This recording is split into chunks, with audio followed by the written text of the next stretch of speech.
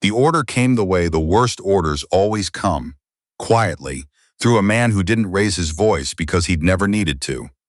Colonel Reston stood at the edge of the overpass looking down at the 6 prisoners kneeling in the dirt.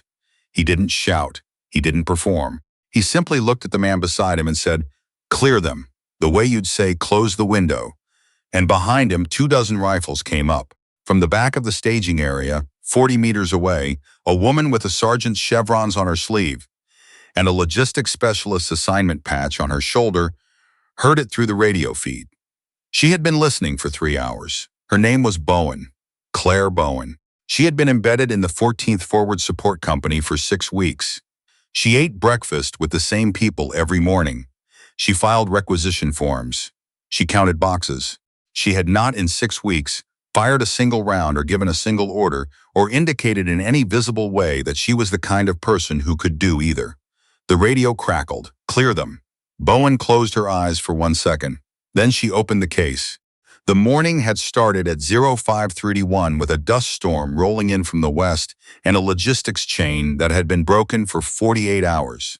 Staff Sergeant Holt had been awake since 4, walking the perimeter of Firebase Weylan with the particular energy of a man who needed something to fix and had run out of easy things to fix. Weylan was not a glamorous posting. It sat on a wide, flat plateau between 2 ridgelines in a part of the country that the maps labeled as contested and that the people living near it labeled as forgotten. 3 reinforced platoons, 1 mortar section, a signals team, a forward surgical element, and the 14th FSC, which existed to keep all of them supplied, fueled, and functional. 12 weeks in country, no confirmed contact yet, which was either good news or the kind of quiet that meant something was being planned on the other side of the ridgeline. Holt's platoon was B Company, 2nd Platoon. 22 soldiers who had been training together for a year and were now finding out which parts of that training were real and which had been optimism. He was 34 years old, 2 deployments behind him, and had been described in every evaluation he'd ever received as reliable. It was a word he had come to understand as both a compliment and a ceiling. At 0610, the drone feed from the eastern ridgeline showed movement. By 0640, it was clear the movement was not incidental. At 0647, Holt was in the operations center looking at a thermal overlay that showed a structured advance. 2 elements coordinated, moving on Weylan's eastern and northern approaches simultaneously. Whoever was out there had done reconnaissance. Whoever was out there had done planning. This was not a probe. "How many?" he asked. The signals officer, Corporal Dries, 17 months in country, good at her job in the specific way that quiet people who pay attention are good at their jobs, said, "At least 60, maybe 75 on the eastern element alone." Holt looked at his 22 soldiers. "Get everyone to their positions. Now." The firebase woke up the way it always does. Not gradually, but all at once. The sound of running boots and weapons being checked, and the radio going from background noise to the primary language of the situation. Holt moved along the line, checking positions, checking fields of fire, checking the faces of his soldiers, for the particular look that meant "this is real" had finished its arrival. The first shots came from the eastern tree line at 0702. Within 90 seconds, the northern element was also firing. Within 4 minutes, Holt had done the math 3 times and arrived at the same number each time. The number was bad. He got on the radio to battalion. "Weylan actual, this is Holt. We have sustained contact east and north enemy strength, approximately company plus. Requesting fire support and immediate QRF." A pause he didn't like. "Copy, Weylan. QRF is engaged at Firebase Carver. Fire support is unavailable. Enemy has painted the grid with a mobile suppression system. We assess any artillery will endanger your position.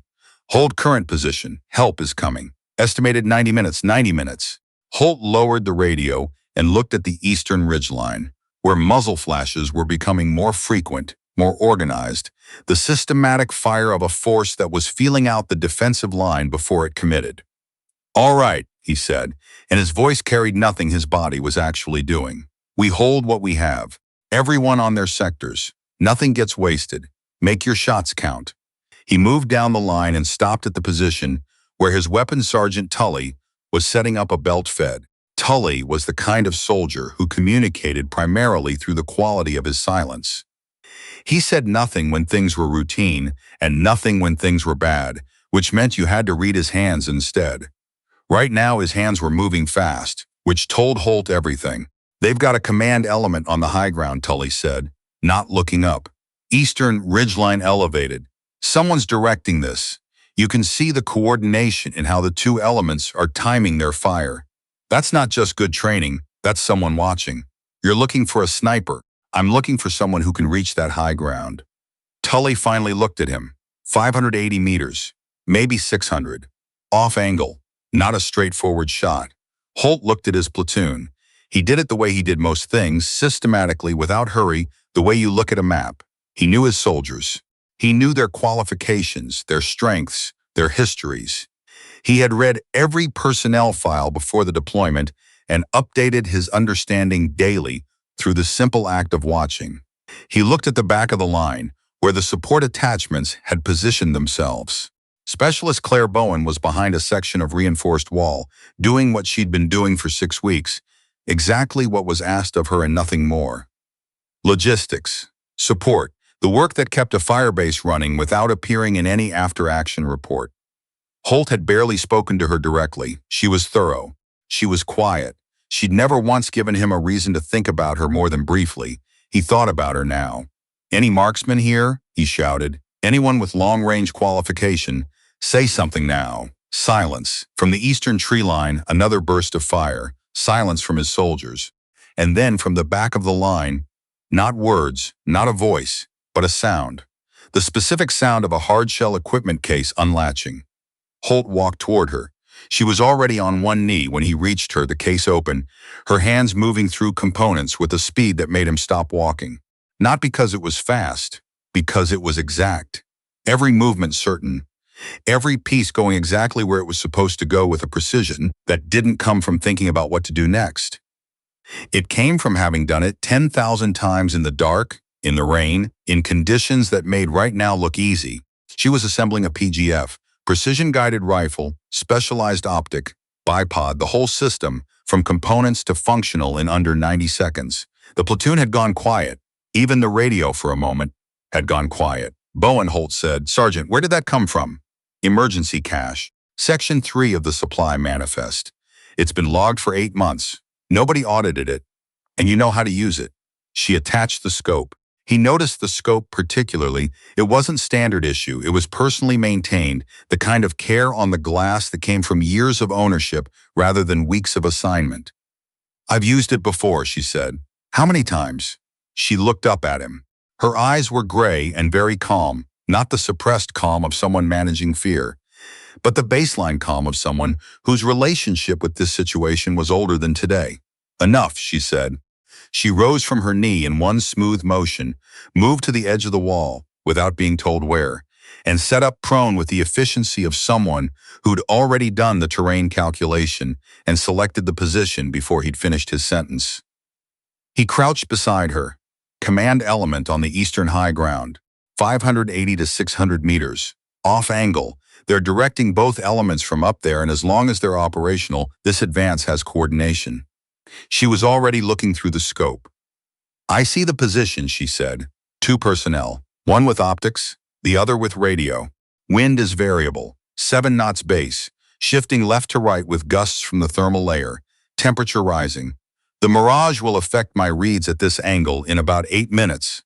I want to take the shot before that, a pause. The off angle is the complication, not the range. I need to account for the elevation differential. I'm shooting up and across, not level. At this distance, that's roughly a 1.4 mil correction off standard. Holt stared at her. "Sergeant," she said without impatience, "take the shot." She exhaled.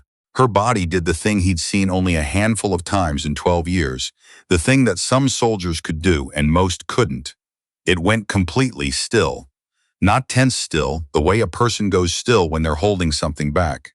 Still, the way water goes still when nothing is moving it. Her breathing slowed. Her trigger finger rested against the guard.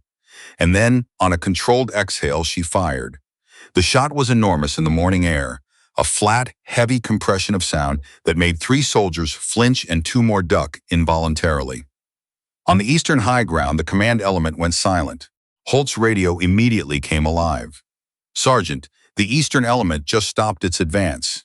They're going to cover.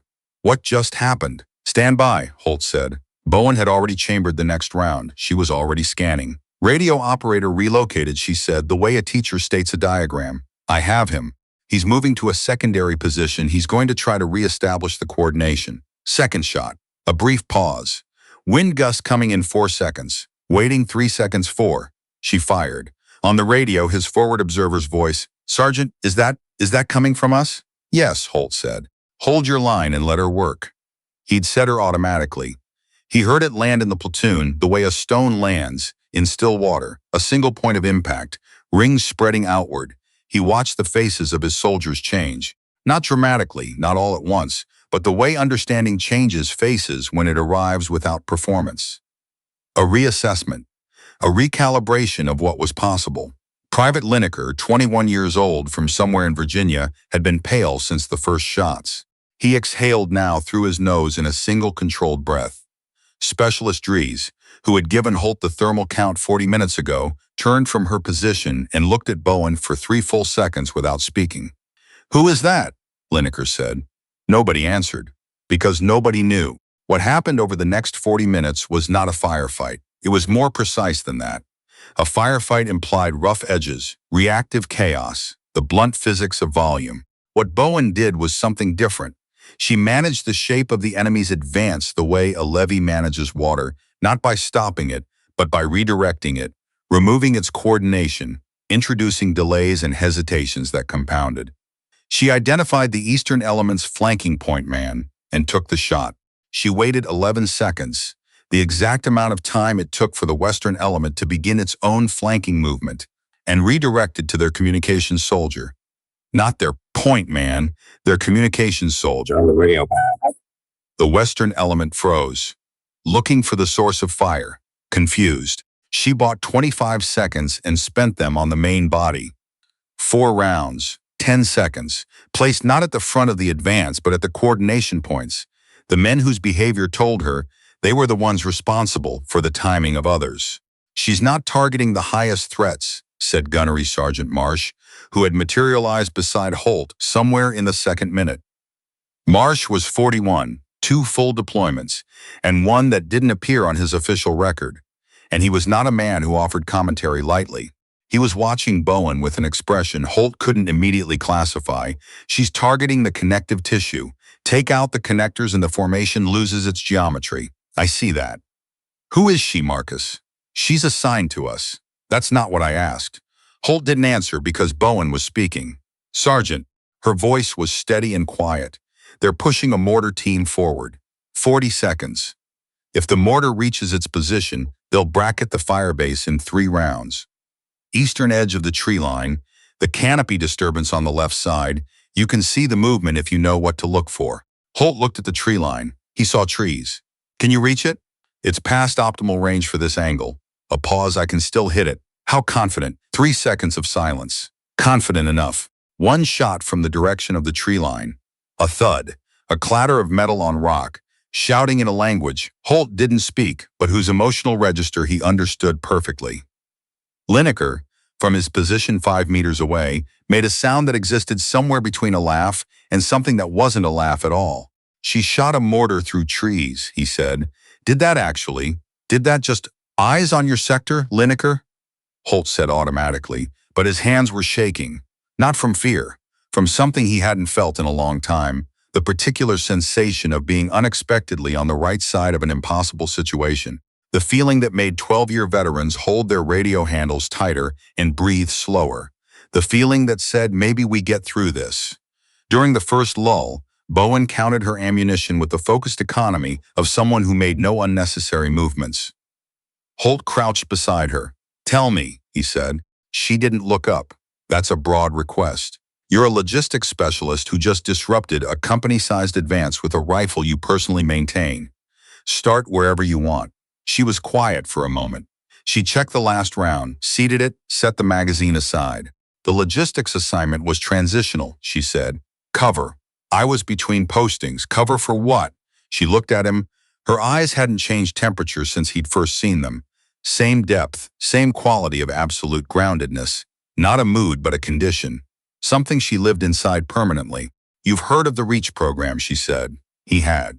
The way you heard of things in the military that existed in the overlap between official and unofficial, mentioned obliquely, never confirmed, the kind of program that appeared as a footnote in intelligence briefings and disappeared from conversation the moment you asked a follow-up question.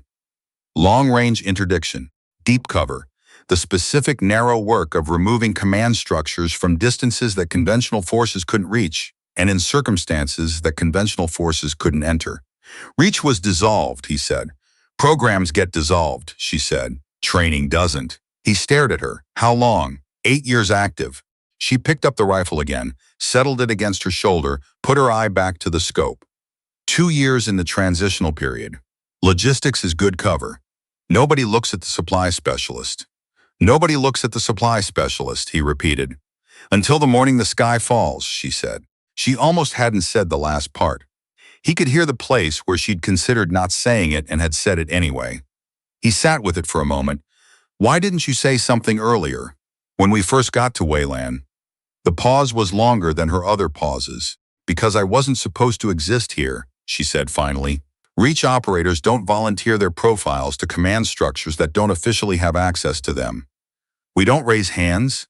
We don't announce capabilities. She was quiet for a second. And because I was tired.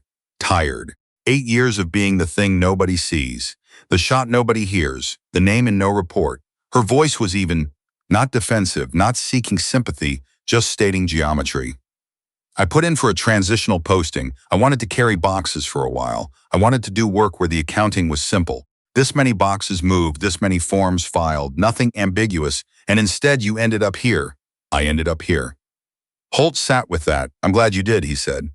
She didn't answer, but something in the line of her shoulders shifted, barely, just a fraction, and he filed it away as the closest thing to acknowledgement she was going to offer. From the northern slope, movement. The enemy was reforming, different formation, tighter, with vehicles now visible at the edges. Armor, Marsh said from behind him. I see it. This rifle won't stop an APC, I know. Marsh pointed at Bowen without looking away from the advancing formation. Watch, she had already adjusted. The rifle was tracking left, away from the vehicles, away from the infantry, tracking to something further back, higher on the slope. Holt raised his binoculars and followed her line of sight. There, 310 meters out, partially concealed by a rocky outcropping, a figure with a radio. The forward coordination element. The man who was directing the APC advance and timing the infantry push. The man who, if he continued working, would have both vehicles in firing position within 4 minutes and 3 artillery calls bracketing the firebase within 10. Bowen exhaled. She fired, not at the man, at his radio antenna. The small folding piece of metal that connected him to the APCs disappeared. The man dropped flat, alive, unharmed, but blind. The APC advance slowed immediately. She shot the antenna, Marsh said. I heard, not the man. The antenna. Marsh, get to the secondary position. Marcus.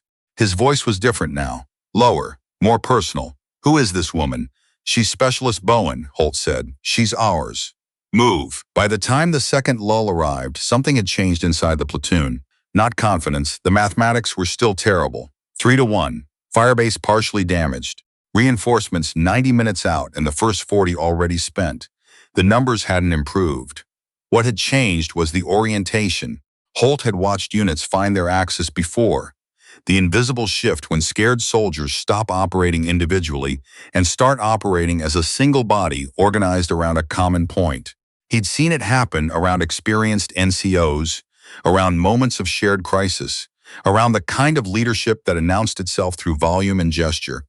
He'd never seen it happen around a specialist who had said fewer than 40 words in 3 hours. But there it was.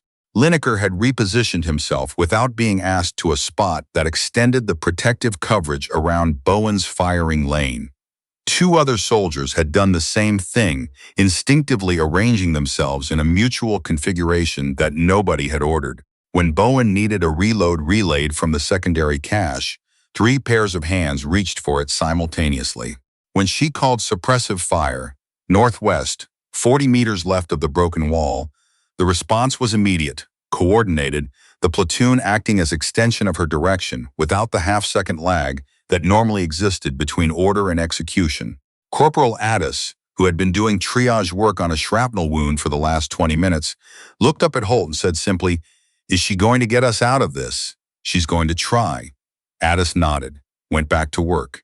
"Then everybody try harder," she said, to no one in particular, or possibly everyone. "Keep her covered and let her work." Nobody disagreed. The third push came harder, more coordinated. The flanking elements better synchronized this time, the main body moving under suppressive fire that was more systematically placed, designed not to hit but to force constant repositioning to exhaust the attention required to stay functional. The APCs were active, not advancing but firing short, controlled bursts that chewed through reinforced positions and required constant movement. And into all of it, Bowen worked. She was 9 rounds down from her starting count. She managed her fire with a selectivity that Holt found almost architectural, not targeting the most visible threats, but the specific points whose removal would cause the largest cascading disruption to the enemy's advance. The infantry officer coordinating the eastern element, the spotting team feeding data to the APCs, a machine gun that had just repositioned to create a new overlapping arc with the previous one. "She's not fighting the battle," Marsh said beside him, voice low. "She's changing the shape of it." "Yes. How does someone learn to think like that in the middle of all this?" Holt watched Bowen settle into her next shot, the stillness arriving over her the way water finds level. Effortless, complete, the world narrowing to a single point. "You don't learn it," he said. "You become it." The shot fired. In the tree line to the east, a position that had been setting up to address the Firebase's reinforced north wall went quiet. Lineker let out a breath. His voice cracked slightly on what came after, not breaking, but the hairline fracture of a 20-year-old who had been very afraid for a long time and was only now beginning to believe that fear might not be the final sentence. She got them. The third push broke at 0748. The enemy fell back to the tree line. The APCs withdrew. The firing diminished over 4 minutes and then stopped. 41 minutes remained until QRF arrived. The Firebase was battered, down to careful ammunition counts. Running on the particular adrenaline that doesn't make you feel good but does make you keep moving. They had lost one. Private First Class Devlin Ruark, 23, from Minnesota. Shrapnel in the second push. Addis had worked on him for 7 minutes. It hadn't been enough. Holt felt it the way you feel a burn. Not immediately, but as it registered and spread. He filed Ruark's name in the place where names like that go, the place every long-serving NCO has, and no one talks about. He forced himself back to the present. "Bowen." She looked up. "Are you all right?" The question surprised her. He could see the fractional recalibration. Someone asked something they hadn't prepared for. "Yes. Are you actually all right, or are you giving me the operational answer?" A pause. Longer. "My right arm has been compensating since round 31, she said. "There's a pre-existing strain in the shoulder. It's manageable." How manageable? Enough. He recognized that word now as her particular way of saying as much as it needs to be, and I won't tell you otherwise. Not defiance, not recklessness, just the absolute prioritization of function over personal cost that was either admirable or concerning, probably both. "When this is over," he said, "you and I are going to have a long conversation." She looked at him steadily. "When this is over," she said, "I'd like that." Something in the way she said it, the quietness of it, the absence of the operational register she'd been wearing since the first shot, made Holt realize she wasn't agreeing to a debrief. She was agreeing to something that required more exposure than any of the shots she'd taken this morning. Then the radio crackled. "Weylan actual, this is Overwatch 6. We have visual on your position. What is your status?" "Overwatch 6, Weylan actual. We are holding 21 personnel. Enemy has withdrawn to tree line but assess another push coming. How far out?" 42 minutes, Weylan. Longer if they contest our approach. 42 minutes. They'll hit again before Overwatch arrives. Marsh said. "I know." And then he looked at the old fire direction tower at the center of the Firebase. A concrete structure from a previous era, partially collapsed on the eastern face from the second barrage. The interior exposed, the upper section still standing. If someone was up there, they'd have unobstructed line of sight across every approach vector. They could direct fire, coordinate with Overwatch, put rounds on targets before the enemy reached effective range. It was also fully exposed. Anyone in that tower was silhouetted against the sky. If the enemy brought a counter-sniper element in the next push, and they'd be idiots not to. Anyone in that tower was a primary target. He looked at Bowen. She was already looking at the tower. No, he said. She turned. I'm not sending you up there alone. You're not sending me anywhere, she said. Not sharply, just factually. I'm telling you that position gives me clear line of sight on every approach vector. I can hold that space for your platoon while you consolidate and prepare for Overwatch's arrival. She looked at him with the gray eyes that had not wavered once. Someone has to. Someone with support. Your entire platoon is my support, she said. You just can't all be in the tower. He looked at her for a long moment. He hated that she was right. He filed the hating away and dealt with the fact. You do not go silent, he said. Radio stays open. You give me eyes on everything. The moment that structure starts to go, you get out. I mean it, Bowen. The moment. Understood. I mean it. I heard you. A pause. I understand what you're asking. The way she said it, the quietness, the weight in it, told him she understood he wasn't only giving her a tactical order, he was telling her to come back. She picked up the rifle. She walked to the tower, and behind her 21 soldiers watched her go. Nobody spoke. There wasn't anything to say. There was only what came next. The tower stairs were narrow and compromised on the east side, and Bowen took them the way she took everything, methodically, testing each step, committing only when the structure had confirmed it would hold her weight. The stone complained twice, a low structural sound that told her exactly how long she had up here before the building made the decision for her. She kept climbing. Below, she could hear Holt reorganizing the platoon. His voice controlled, specific. The command voice that doesn't rise in pitch when things get worse. She'd noticed it in the first hours. He wasn't the loudest man on this firebase. He was the steadiest. Steady outlasted loud. Every time she reached the upper level, the eastern wall was gone. Not damaged. Absent. The artillery had removed it cleanly. The floor was largely intact with one cracked section at the northeast corner. The western and northern walls were solid. The south gave her a partial parapet she could use prone. She assessed in 4 seconds and got to work. Through the scope, the world was different. Compressed distances, amplified details. She could read individual faces at 300 meters. She could see what people were carrying. She could see what they were doing with their hands.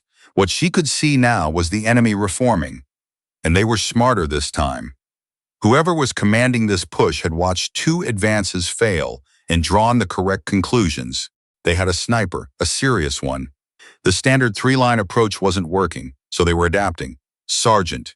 She keyed the radio. They're coming in 4 elements. They've split the western flanking force. Smaller groups, faster movement, harder to track sequentially. 6 minutes. Maybe 7. Copy. Counter-sniper threat? She'd been looking for them since she'd cleared the stairs. High ground, angles, positions that a trained counter-sniper team would choose if they understood their job. She'd found one. Confirmed. Eastern high ground, 620 meters. He's been stationary for at least 15 minutes. He set up before the push started. A pause on the radio. He anticipated the tower. His commander anticipated someone would come up here. She tracked the far ridge line, let her breathing slow. He doesn't know it's me. Does that matter? She held the question for a second. It matters, she said, because I'm going to let him think he has me first. Silence on the radio. Bowen, I need him to commit to a shot. When he does, he'll be fully extended. Breath out, finger moving. He won't be able to redirect. A pause. I'll be faster. You're going to use yourself as bait. I'm going to use my position as bait. There's a difference. That difference feels very small from down here. She almost said something. Start it again, Sergeant. I've done this before. How many times? Enough times that I'm still here. He exhaled. She heard it through the radio. Not defeat, but the sound of a man accepting a situation beyond his ability to change, because the person who needed changing was more qualified than he was to make the call. Full suppressive support the moment you call it, he said. Everyone available. Don't fire until I call it. If you fire early, he goes to cover and I lose the shot. Copy. She set the radio to receive and went back to the scope. The enemy was moving. She tracked the 4 elements. The reformed western flank, the 2-pronged eastern approach, the main body advancing under the heaviest suppressive fire yet. Volume designed to keep heads down and give the infantry the cover it needed to close distance. They were committing everything to this push. She noted it and made her choices. The western element was the fastest mover. If it got around the far edge of the defensive line in the next 4 minutes, it would put Holt's soldiers in a crossfire that no amount of tower work could resolve. One shot. Western element point man, 390 meters. She filed it for 30 seconds from now when the geometry was right. But first, she shifted her body slightly, just enough to change the angle of her barrel as it extended past the parapet edge. Enough for a trained observer watching through a scope to read it as a shooter getting into position. Exposing themselves, she waited. Come on, she thought. Commit. The thermal layer was doing something interesting at this angle, a heat differential building between the ridge faces as the morning warmed, the kind that affected long-range trajectories by degrees that changed minute to minute. At 620 meters, a misjudged thermal could push around 15 inches off target. She had accounted for it. She breathed in, she breathed out. Across the ridge, 620 meters away, the counter-sniper fired. The round hit the parapet edge 4 inches to her left. Stone fragments across her left cheek and hand, sharp, immediate, not incapacitating. And in the fraction of a second between his trigger pull and the impact, she was already moving, rolling right, coming up in a different position, the rifle finding the far ridge with a familiarity that was purely physical. Her eye found the scope. The reticle found the one spot in that distant hide where a man who had just fired would still be in the extended position of a shooter who believed he'd taken his shot.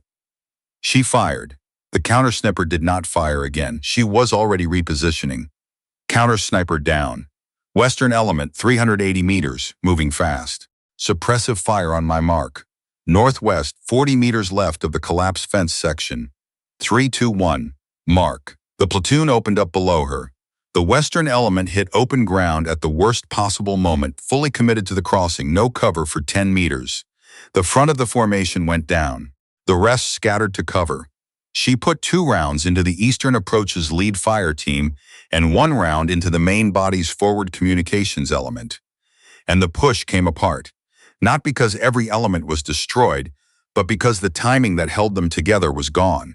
Each piece now reacting to its own problems. The coordinated advance fragmenting into individual survival decisions that looked nothing like an assault. They're breaking off. Holt's voice on the radio. Something in it she hadn't heard in the first hours. Western element is pulling back. Main body going to cover. Eastern prong is still moving, she said. 20 seconds.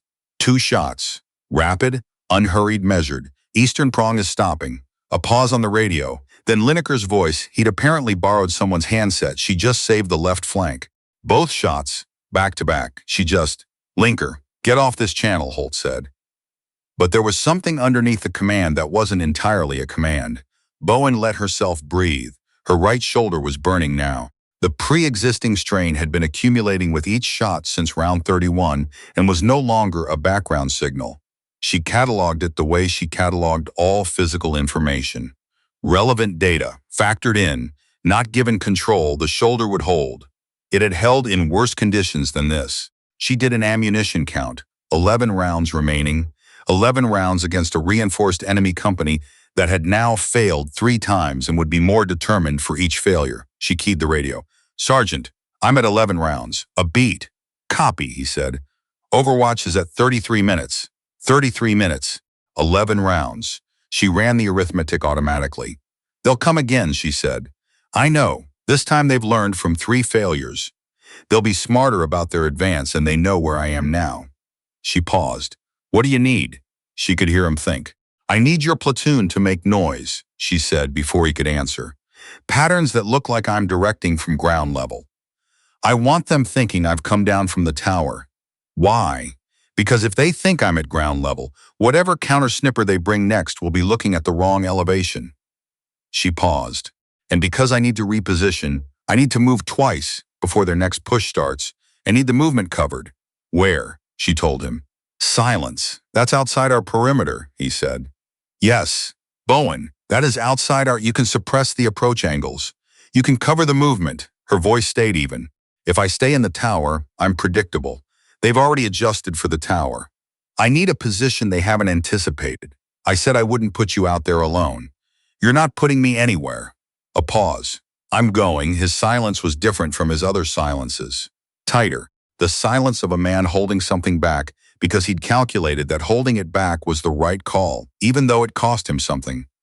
You move on my signal, he said finally. Maximum suppressive. You have 60 seconds. You get to that position before I stop. Understood. Bowen. His voice dropped a register. You come back. She held the radio for a moment. That's the plan, she said. The signal came as a burst of fire from every position on the defensive line simultaneously. Every weapon, directed at the tree line and the northern slope, filling the air with enough outgoing rounds to make looking up a very poor decision. Bowen moved. 28 meters of open ground, low and fast, the Barrett across her back, using every fold in the terrain. Natural depression, slight rise, the geometry of not being seen reduced to pure physical instinct. She reached the position, collapsed masonry from a structure that had been something once and was now just broken stone.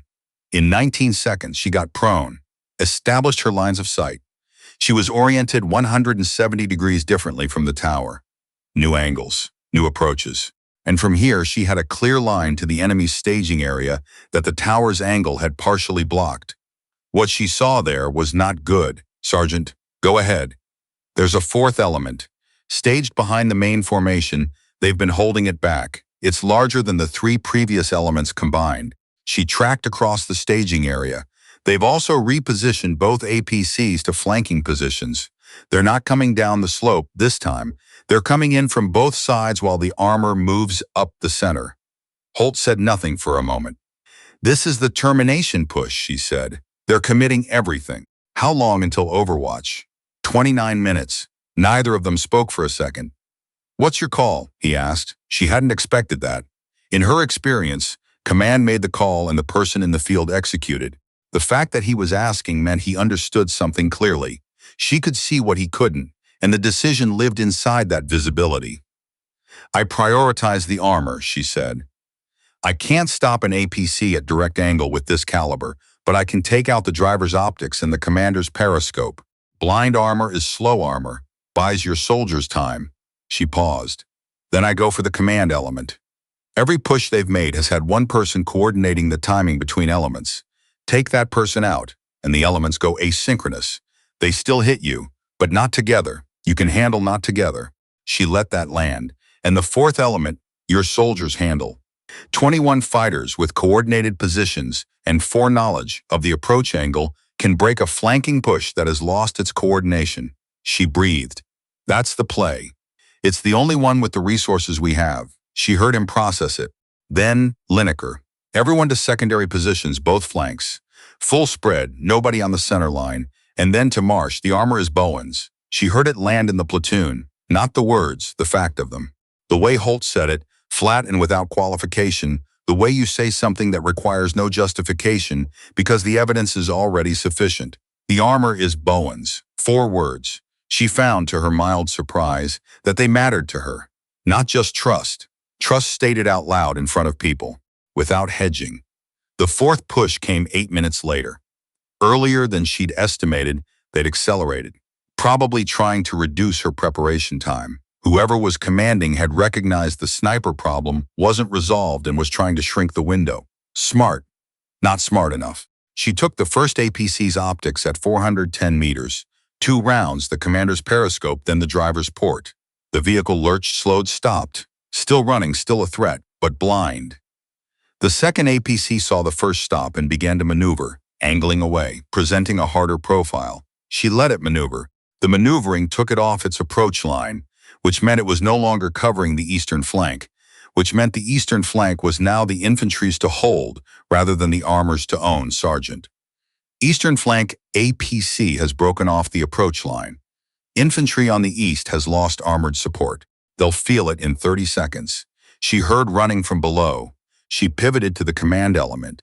She'd been building a mental model of the enemy commander's position for the past hour, tracking the delays between when each element received information and when their behavior changed, identifying the geographic origin point of the coordination. There was always a delay. The delay always started from the same location. She found the position, scanned it. He was there, under a natural overhang, only partially visible, maybe 30% of his body in her line of sight, a target window 4 inches wide at this distance. 9 rounds remaining. She did not rush. She breathed. She felt the shoulder complain and redirected the signal. Acknowledged, filed, not given authority over the next 10 seconds. She felt the thermal differential at this angle, doing something slightly different from what it had done from the tower, and made a half-mil adjustment she could feel in her fingers before she'd consciously decided it. She fired. The enemy push lost its synchronization within 90 seconds. It didn't stop. The elements were still moving, still pressing, still dangerous. But the timing was gone. The eastern prong arriving 35 seconds before the western, the main body lagging. What had been a coordinated termination push became 3 separate actions occurring near each other, and Holt's platoon held. Not cleanly, not without damage. His voice on the radio was clipped and fast, adjustments issued in real time. His soldiers responding with the cohesion of 21 people who had been inside the worst hours of their lives together and had come out the other side of individual and into something else. She heard Marsh on the M240. She heard Lineker calling a target adjustment for the soldier beside him with a steadiness that hadn't been there 8 hours ago. She kept working. 7 rounds. 5, 0, 8, 31. Hours Overwatch. This is Weylan actual. Enemy assault ongoing. What is your ETA? Weylan. Overwatch is 16 minutes. We are fast moving, coming in hot from the northwest. 16 minutes. 5 rounds, Sergeant. Her voice quiet. Western element has pulled back. Eastern is still pressing. There's a machine gun position that moved up under the assault. 70 meters. Northwest corner of the broken foundation wall. If that gun starts working the line, you lose the east. I don't have the angle from here, he said. I have the angle. She was already repositioning, not back toward the firebase but forward, 15 meters of complete exposure that gave her what she needed. She didn't think about the 15 meters. Thinking about them served no purpose. She ran. She dropped. She found the gun position. 1 round. The gun went silent. Guns down, she said. He said something on the radio, but she didn't quite hear it because the tower behind her made a sound she'd been waiting for since she climbed its stairs. The low, structural sound of a building having its final conversation with its own foundation.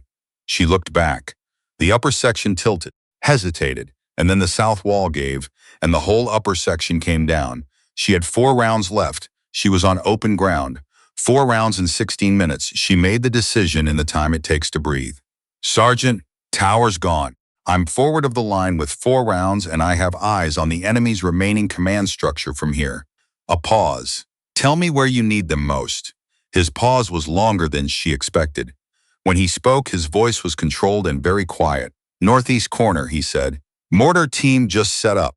2 rounds and they bracket us. The armor walked straight in after that. She was already adjusting. I hear you, she said. After the shot, you need me back inside the line. I know. I know you know. She fired. The mortar team did not fire. She was already up and moving, low and fast, burning the last of the morning's physical reserves across 30 meters that felt like 300, the sounds of the firefight enormous around her, rounds moving through the air at distances she processed purely as data, not as fear, as data that told her where her feet needed to go. She hit the inside of the defensive line and went flat behind a concrete barrier. Addis was there. I've got her. I've got her. The medic's hands found the shoulder immediately. Bowen blinked. She looked up. Lineker was above her. His face was doing something that had too many things happening in it simultaneously. The expression of a 20-year-old who had used up every emotional category he possessed and come out the other side somewhere nameless. You came back, he said. I said I would. 3 rounds left. 14 minutes until Overwatch. Holt was beside her before she'd fully caught her breath. His eyes did a fast assessment. The same kind she'd done on the terrain when she first stepped into the tower. Looking for structural integrity, evaluating what could hold. He looked at the shoulder. He looked at the ammunition count. He looked at her eyes. 3 rounds, he said. 3 rounds, she confirmed. He held her gaze for a moment that was shorter than it felt. There was a question in it that he didn't ask out loud. She answered it anyway. I'm still here, she said. I'm still working. He nodded once, turned back to his platoon, raised his voice with the particular quality of a man who had earned the right to be heard. Overwatch is 14 minutes out. We hold this line, every one of us, 14 minutes. 21 soldiers settled into their positions. Bowen put her eye back to the scope. 3 rounds, 14 minutes. And somewhere to the northwest, the distant sound of rotors. Not close enough yet, but getting there. She used the first of the 3 rounds on a forward observation team that had been getting into position to call in the final mortar solution. She used the second on the Eastern Element's coordination signal, a flare pistol that would have synchronized the last flanking push with the main body's assault on the northern wall. She held the third. The push is coming anyway, Marsh said from beside her. Not asking, and stating, yes. She tracked the main body, but it's coming without timing. 3 separate elements hitting a defensive line at 3 different moments is a different problem than 3 elements hitting simultaneously. Different enough with 21 people who know what they're doing. She paused. Yes. He looked at her for a moment, a soldier who had seen a great many things and had the face to prove it. You've been doing this since the first shot, he said, changing the shape of it. That's the work. Where did you learn? The REACH program. A pause. I've heard of that, Marsh said. Most people have. From a distance. She put her eye back to the scope. Close up it looks different. The push came. It was the hardest of the morning, angry, determined, the assault of a force that had failed 4 times and was no longer interested in coordinated precision. Raw pressure, volume, the closing distance between an exhausted defensive line and a force that had more people and was willing to spend them. Holt's soldiers held, not cleanly, not without cost. 3 more wounded, none fatal. Marsh took a round through his vest that cracked 2 ribs and sat him down for 4 minutes before he got back up. Lineker's position was overrun for 30 seconds before he and the soldier beside him pushed it back through sheer stubborn refusal to yield, and Bowen held the 1 remaining round, looking, waiting, for the one thing that mattered most. She found it at 0842, a team moving up the eastern approach with a portable launcher, the kind that could address the Firebase's reinforced north wall and do to it what the artillery had done to the tower. If they got into position in the next 3 minutes, the north wall was gone, and Overwatch would arrive to a different situation than they'd been briefed for. Sergeant. Her voice was absolutely calm. Launcher team on the eastern approach. 60 meters. I have the shot, but I need 20 seconds of clear exposure on my end. You've got it now. She rose. 20 seconds of complete exposure. She accepted it the same way she accepted everything completely, without pretending it was something other than what it was. She fired. The launcher team went down. She dropped back behind cover. And at 0846, the first Apache came over the northwest ridgeline. It came in fast and without ceremony. The second one right behind it, and they found the enemy's main formation with the cold efficiency of attack aviation that had been briefed, that knew exactly where the threat was, that had been listening to Firebase Weylan's radio traffic for the last 90 minutes, and was here to finish what 22 soldiers had been holding together with their hands. The firing stopped. The silence arrived so suddenly that nobody in the platoon reacted to it for 3 full seconds. Their bodies had been calibrated to continuous threat, and the absence of it landed physically, a weight dropping away so fast, the weightlessness itself felt disorienting.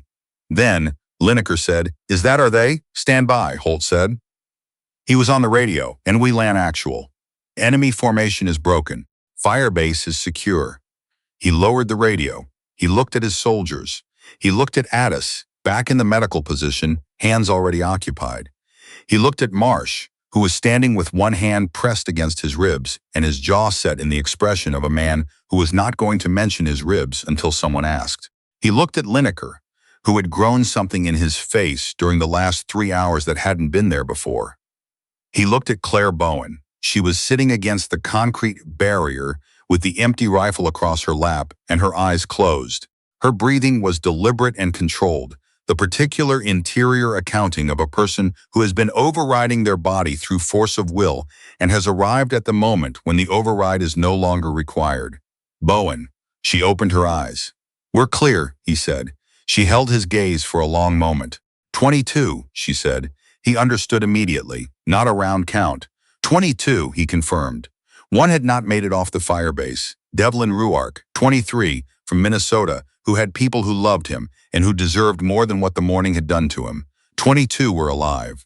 Bowen looked back at the sky, and then, with the particular honesty of a body that has been waiting patiently for the moment when the override ends, her right side stopped cooperating. She listed sideways, the empty rifle clattering against the stone. Addis was there before Holt could move. I've got her. It's the shoulder. Muscle failure, not loss of consciousness. She's going to be. The medic looked up at Holt with an expression that combined relief and exasperation in equal measure. She is going to be completely fine, and also she should have told me about this shoulder 40 minutes ago. I assessed the information as manageable, Bowen said from her position against the wall, in approximately no control over the current situation. You assessed it wrong, Addis said. A pause. That's fair, Bowen said. Lineker made a sound that started somewhere between a laugh and a sob and came out decisively as a laugh. Bowen from nowhere, he said quietly, testing how it sounded. She heard it. She didn't look at him, but something in the line of her face shifted, the architecture of an expression she'd been allowing herself less and less of, arriving now with the specific quality of something that had been kept in reserve for so long that its arrival felt like recognition. A smile. Small, brief. There. Holt looked away. Out at the Firebase, at the morning it had become. Scored and broken and expensive in ways that would take time to fully understand, but survivable. Fundamentally survivable. He thought about Ruark and filed it in the place where names like that go. He thought about the question he'd shouted into the smoke, any marksman here, delivered with a desperation he hadn't quite managed to hide, and that had been answered by the sound of a case unlatching. He thought about how close it had been. Holt, her voice, quieter than it had been all morning, not weak, just lowered, the voice of someone who no longer needed the operational register. He looked at her. You said we'd have a conversation, she said. When it was over, I did. It's over. He looked at her, at the exhaustion in her face, real, present, and the steadiness behind it that was more real than any of it, at the empty rifle, at the compression wrap Addis had just finished around her shoulder, at the gray eyes that had not changed temperature once in 3 hours of the worst this Firebase had to offer. He sat down beside her. Above them, Overwatch's second element was touching down, the ridge officially secured. Below them, what remained of Firebase Weylan's garrison, 22 soldiers, battered and running on fumes and alive, began the slow necessary work of coming back from the place that 3 hours of combat takes you. Neither Bowen nor Holt spoke for almost a minute. Then he said, "Tell me about the REACH program." And she did.